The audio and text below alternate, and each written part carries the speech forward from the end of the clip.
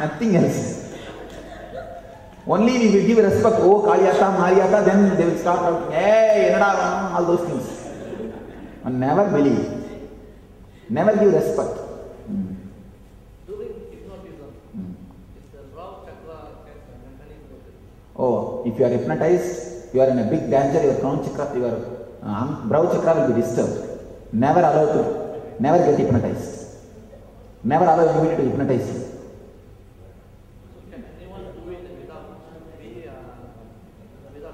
Make your brow chakra strong, then nobody can do.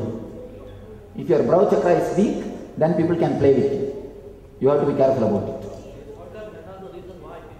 Yes. If you apply kumkum, nobody can hypnotize you. If you have kumkum, nobody can hypnotize you. They can't penetrate beyond kumkum. That's why women are asked to keep kumkum. So that nobody,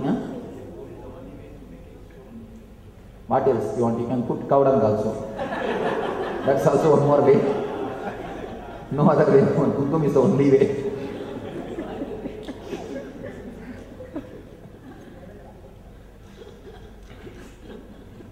If kumkum is only way means what can we say? That's the only way our masters found. If at all you want, you can experiment with cow dung and all the other things. Everybody will run away. Huh? Everybody will run away. Now find out some new technique. Yes. No, mothers, no. All these things are just beliefs. Forget about it. See, in San Jose, not San Jose or San Diego, in America, there was some house. They say ghost haunted house. 18 ghosts are living there. Nobody can go. As of now, 200 people went and all the 200 came out only with some injury. Even journalists went and they all came out with injury.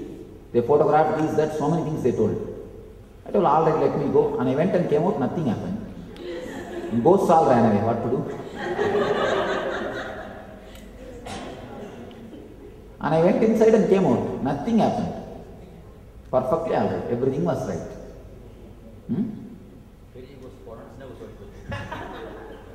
Nothing happened. So all these things are just because of your faith you get affected. Nothing. Don't bother.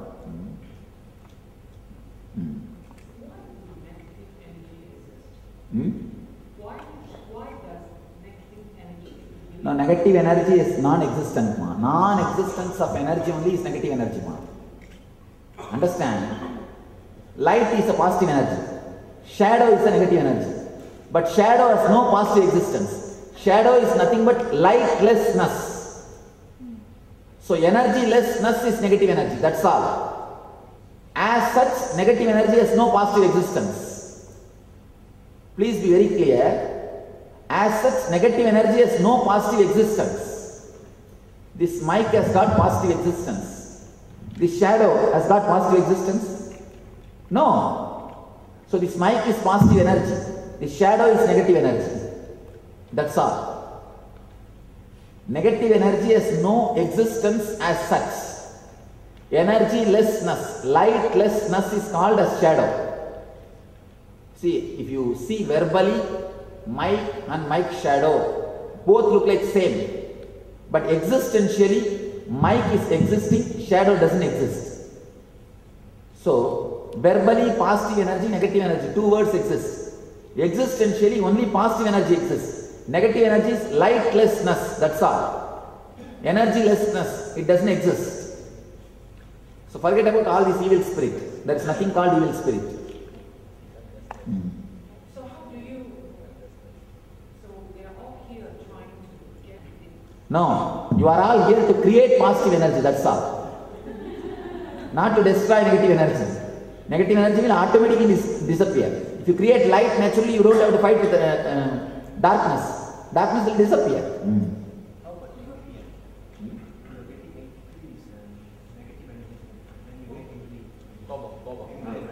See, anger is conscious. When you don't have consciousness, you get anger. Anger is nothing but no awareness. If you are, as long as you are aware, you will not be angry. No, but when you get anger, it becomes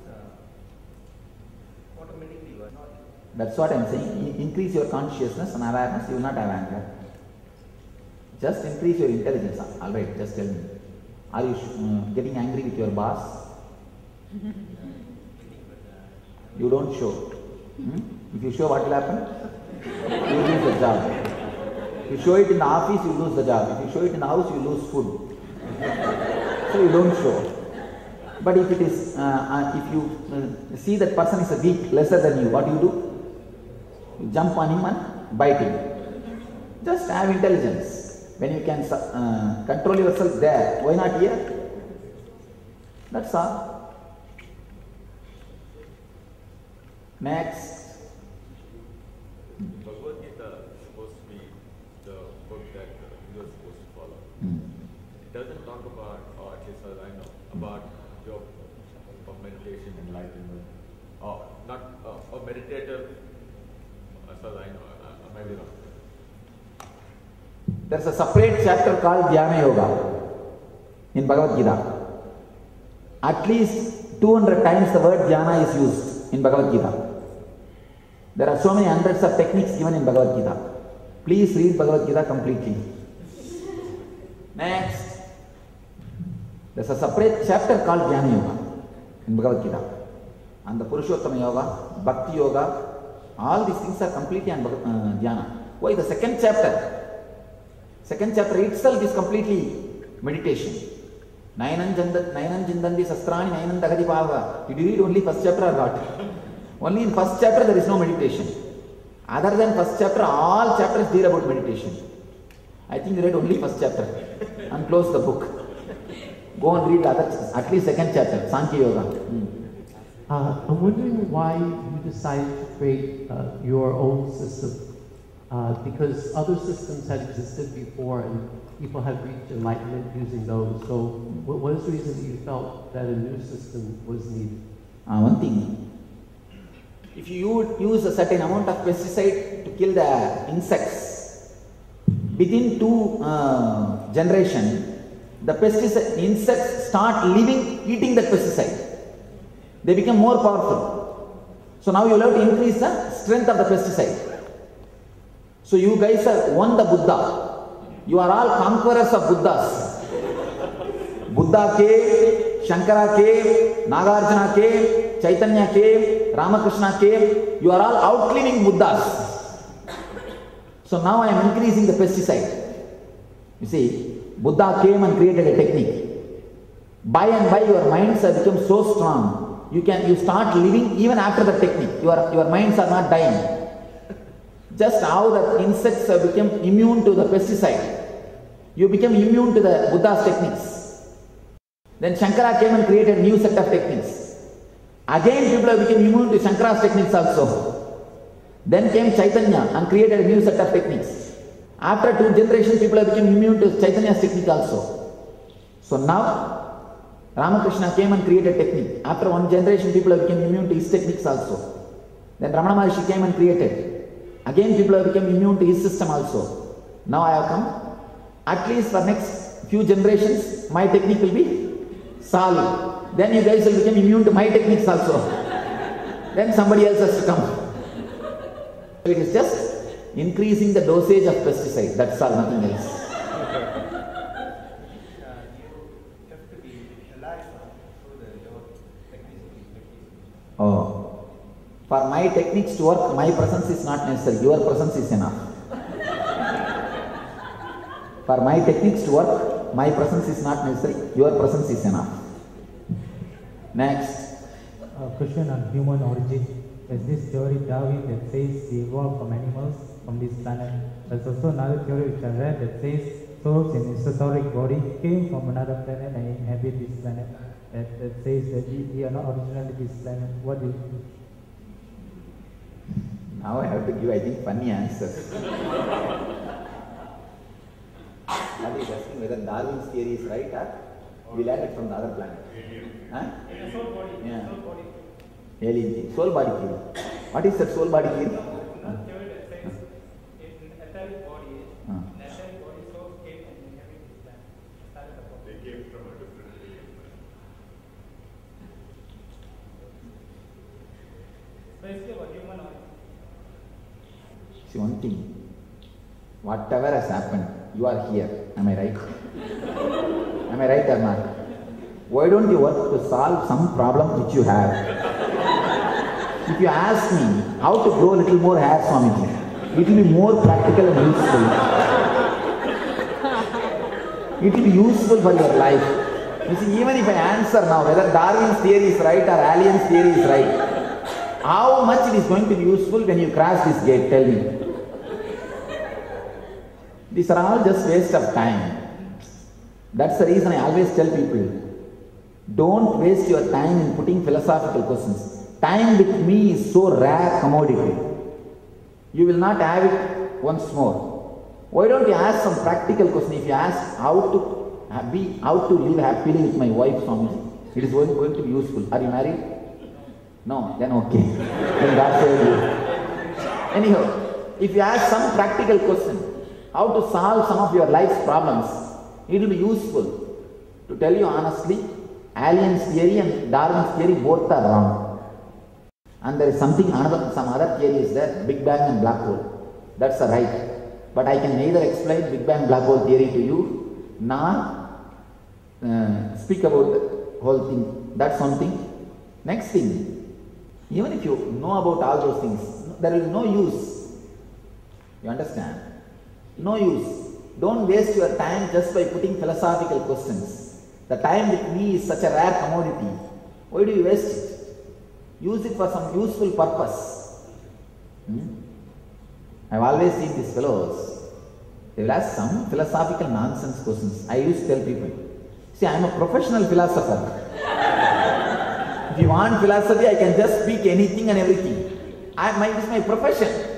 But why do you waste your time? People come and ask me, how to, please Swamiji give me some Vasya mantra for 1800 Kali.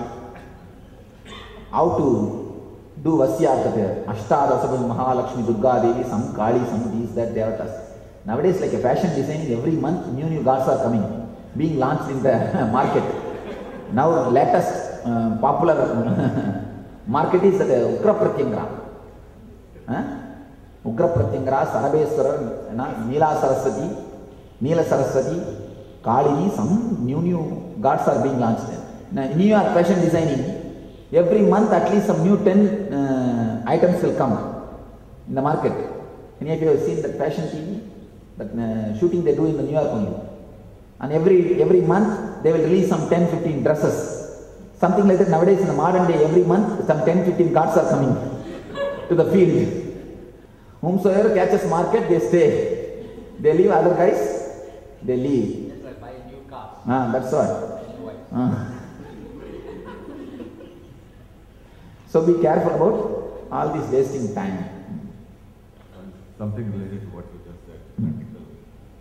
There's this morning Ram was saying about growing up with kids, bringing up with kids. He said first 7 years you typically leave them be. That's not possible in today's life. What is your recommendation? How much do you guide them? How much do you let them choose on their own? I think at least till the age of 7 you can leave them completely.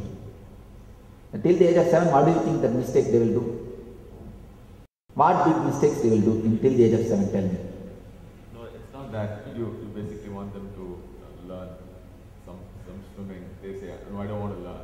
So you think it's good for them because... Till the age of 7, let them do whatever they want. Put them in the school after the age of 7.